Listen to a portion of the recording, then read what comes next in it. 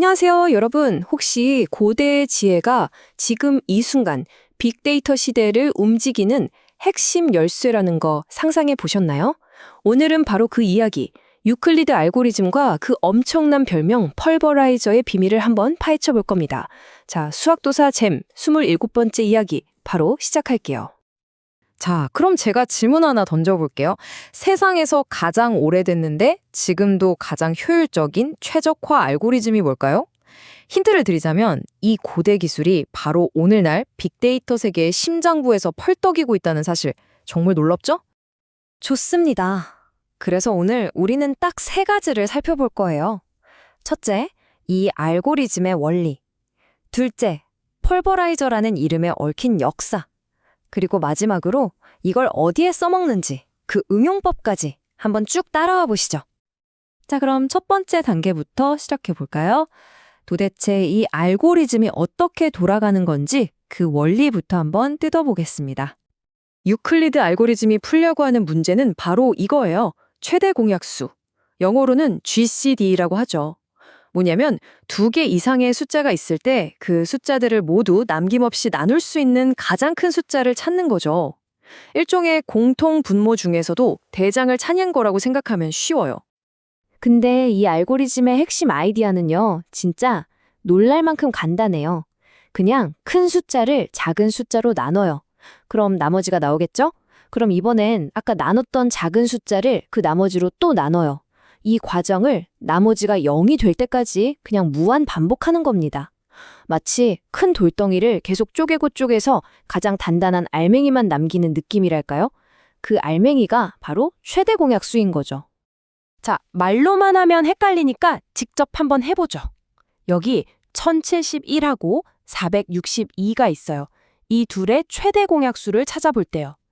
먼저 큰 수 1071을 작은 수 462로 나눠보는 겁니다. 그럼 몫이 2고 나머지가 147이 나오네요. 오케이, 그럼 이제 어떻게 하냐고요? 똑같이 반복하면 돼요. 방금 전 나눴던 수인 462를 이번엔 나머지였던 147로 나누는 거예요. 그랬더니 몫은 3이고 새로운 나머지 21이 툭 튀어나오네요. 자, 이제 거의 끝이 보입니다. 다시 한번. 이전 단계에서 나눴던 147을 새로운 나머지 21로 나눠보는 거죠. 그랬더니 몫이 딱 7이고 나머지가 드디어 0이 됐습니다. 바로 이거예요. 나머지가 0이 되기 직전의 마지막 나머지, 바로 21. 이게 바로 1071과 462의 최대 공약수인 겁니다. 어때요? 진짜 간단하고 빠르지 않아요? 바로 이 단순함, 그리고 미친 듯한 효율성이 포인트입니다. 이게 그냥 옛날 수학 문제 푸는 걸로 끝나는 게 아니에요. 수백만, 아니 수십억 개 데이터를 처리해야 하는 빅데이터 시대에 이 고대의 방법이 빛을 발하는 거죠. 여러분이 지금 쓰고 있는 인터넷 보안 기술, 그 유명한 RSA의 암호 시스템의 심장에도 이 원리가 뛰고 있다니까요. 이 압도적인 속도 때문에 현대 컴퓨팅과 암호학에서 없어서는 안 될 존재가 된 겁니다. 자, 그럼 이 대단한 알고리즘이 대체 어떤 역사를 가지고 있는지 궁금하지 않으세요? 두 번째 파트에서는요, 이 녀석의 아주 흥미로운 과거와 또 다른 이름을 한번 만나보겠습니다. 이게 진짜 재밌는 부분인데요. 고대 인도에서는 이 알고리즘을 훨씬 더 과격한 이름으로 불렀어요. 바로 Pulverizer. 우리말로 하면 분쇄기 정도 될까요?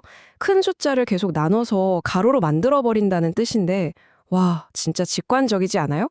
그리스와 인도가 서로 교류도 없던 시절에 똑같은 원리를 발견하고 이렇게 다른 이름으로 불렀다는 게 정말 신기하죠. 여기 타임라인을 한번 보세요. 기원전 300년쯤에 그리스의 유클리드가 원론이라는 책에 이 방법을 딱 정리해놨어요. 그리고 시간이 정말 한참 흘러서 무려 1500년 뒤인 12세기에 인도에서 바스카라 2세라는 수학자가 펄버라이저 기법을 아주 상세하게 설명합니다. 각자 다른 것에서 독자적으로 발전시킨 거죠. 이 문구를 보면 당시 수학자들이 얼마나 진심이었는지 알 수 있어요. 피제수, 감수 이런 용어들을 써가면서 이 과정을 엄청나게 체계적으로 설명하고 있거든요. 그냥 대충 나눠봐 이게 아니라 진짜 논리적으로 접근한 거죠. 자, 이제 마지막 파트입니다. 근데 여러분, 이 알고리즘의 진짜 무서운 점은요, 단순히 최대 공약수 찾는 데서 끝나지 않는다는 거예요. 이걸 활용하면 훨씬 더 복잡하고 중요한 문제를 풀 수 있는 열쇠가 되거든요. 그게 뭐냐면 바로 이 부정방정식이라는 걸 푸는 건데요. 이름부터 어렵죠. 쉽게 말해 미지수는 두 개인데 식은 하나뿐인 거예요. 원래 이러면 답이 무한대인데 여기에 정수답만 찾아라 라는 까다로운 조건이 붙으면 얘기가 달라져요. 바로 이때 유클리드 알고리즘이 짠 하고 나타나서 해결사 역할을 하는 겁니다. 원리는 진짜 기가 막혀요. 아까 우리가 최대 공약수 찾으려고 한 단계 한 단계 계산하면서 내려왔잖아요. 그게 마치 헨젤과 그레텔이 뿌려놓은 빵 조각 같은 거예요. 그 길을 그대로 거꾸로 되짚어 올라가기만 하면 이 복잡한 방정식의 정수해가 빡 하고 나오는 거죠. 내려올 때 썼던 지도를 거꾸로 보고 올라가는 거예요. 이거 정말 멋진 대칭 아닌가요? 최대 공약수를 찾기 위해 앞으로 갔던 그 길이 이번엔 방정식의 답을 찾기 위해 뒤로 돌아오는 지도가 되는 거예요. 결국 최대 공약수를 구하는 것과 이 부정방정식을 푸는 건 말 그대로 동전의 앞뒷면 같은 문제였던 거죠. 그리고 이게 어디에 쓰이냐면요. 바로 근사 문제에 아주 중요해요.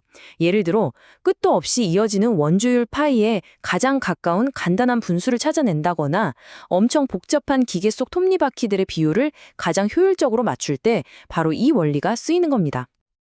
자, 그럼 오늘 내용 깔끔하게 정리해볼까요?